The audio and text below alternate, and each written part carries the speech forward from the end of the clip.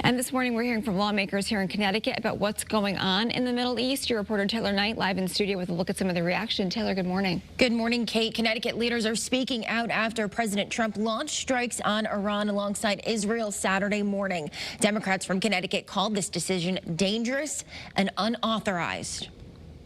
Congresswoman Rosa DeLauro posted a video on X condemning the attack on Iran. She says President Trump is risking the lives of American personnel and the stability of the entire region without congressional approval and without any articulated plan.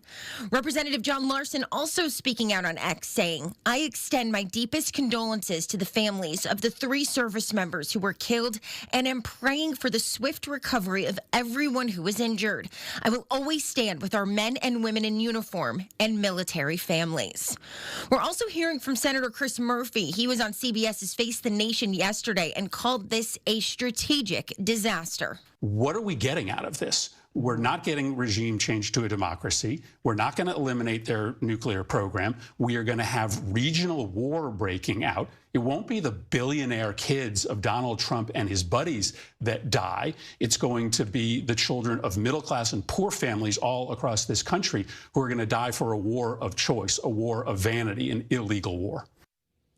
Connecticut Republican Party Chairman Ben Proto praised President Trump's decision here. He said the president demonstrated the clarity and strength that the world so desperately needs.